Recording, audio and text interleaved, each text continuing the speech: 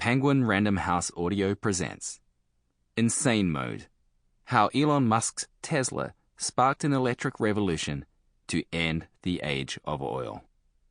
This is the author, Hamish McKenzie. For Steph, for being there.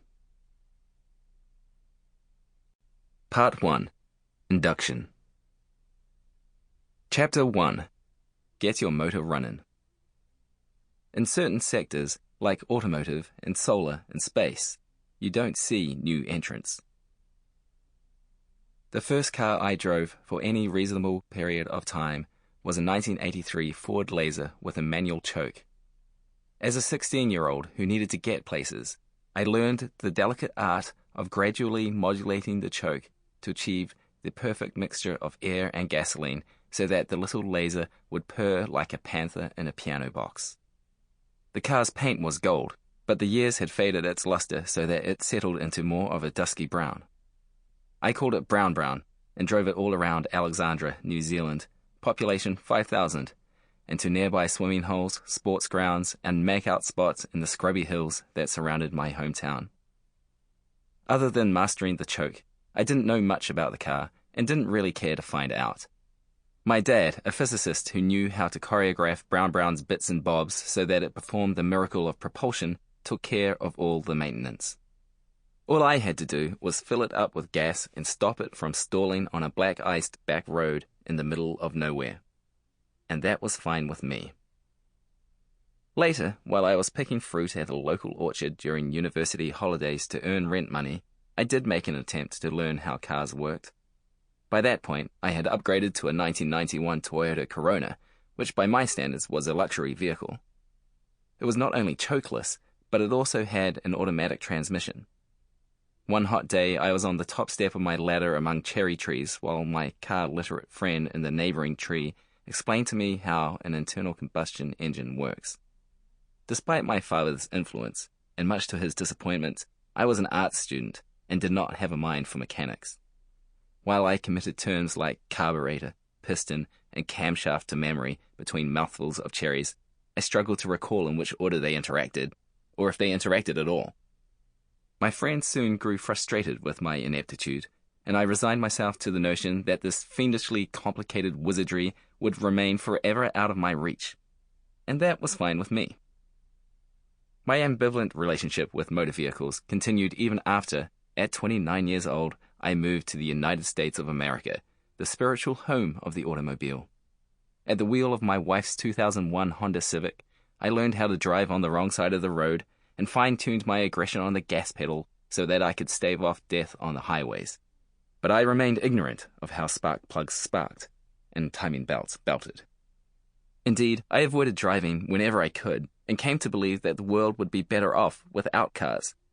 In one of the first pieces I wrote since joining the tech news site Pando Daily, I implored Silicon Valley to rid us of them. I felt that the environmental costs of cars and roads were unacceptable when the climate was warming at such a rate that there'd soon be more deaths from heat stroke than from motor accidents. Cars were death traps, health hazards, planet killers, and insidious isolation engines, I reasoned. Who'd want them? Of course, lots of people wanted them, and path dependency is real. We'd already carved up mountains, paved over swamplands, and invented garages to cater to our four-wheeled wonder wagons, so giving up on them now hardly seemed realistic. After a multitude of commenters disabused me of my car-free fantasy, I breathed a sigh of concession and moved on. It was about then that I discovered Tesla.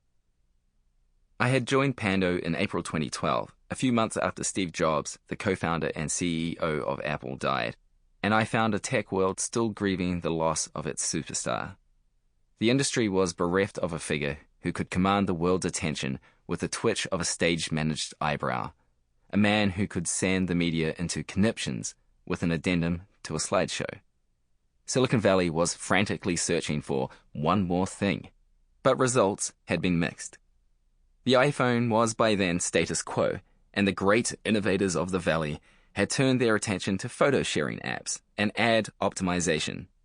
Software engineers were earning millions to digitize aggregated attention and make it amenable to the distribution of newsfeed flyers. Other ideas failed to inspire. Facebook, but for small groups of people? Limos on demand, but for middle-class San Franciscans? Marissa Mayer, but for Yahoo? Then, in June 2012, the Tesla Model S came along. While it enjoyed a splendid launch party, the public didn't know much about it at first. The luxury electric sedan came with a $70,000 price tag, and that was just for the cheapest version. At the launch event, Tesla handed over the keys to only 10 cars, with plans to scale up production later. Reviewers got 10-minute test drives. Still, it was enough to capture the imaginations of the auto and tech media. The Wall Street Journal's Dan Neal compared the Model S to a Lamborghini and praised the marvel of its silent ride. Wired said it was a complete hoot to drive. The performance version of the car accelerated from 0 to 60 miles per hour in 4.2 seconds. That was supercar territory. In a sedan. The next month, Tesla's CEO, Elon Musk, appeared at the Pando Monthly Speaker Series in San Francisco.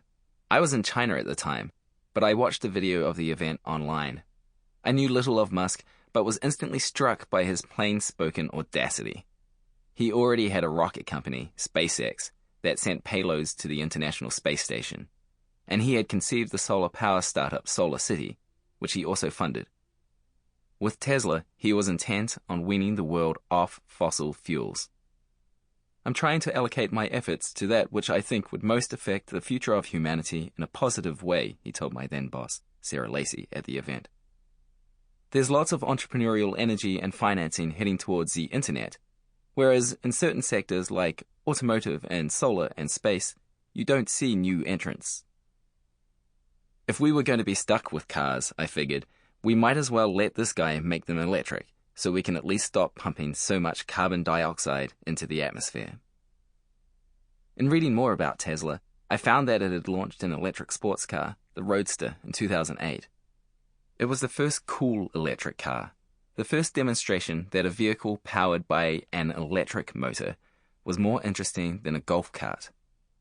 With a price tag in the $100,000 range, it was sold largely to rich people and celebrities, which was a not bad way to win attention, but also, because of the expense of the battery, an economic necessity.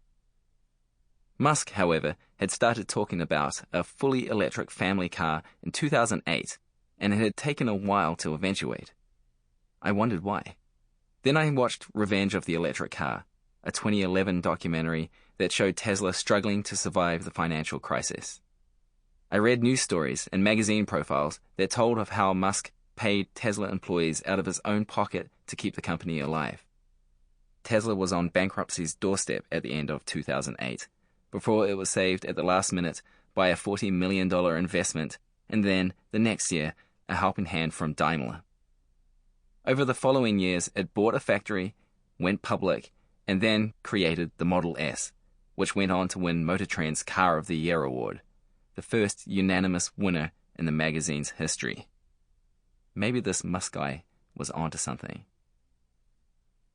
By the middle of 2013, Tesla's stock price had shot above $160, and its market valuation approached $20 billion. Mom-and-pop investors who had bought the stock for around $20 a share in 2010 became millionaires.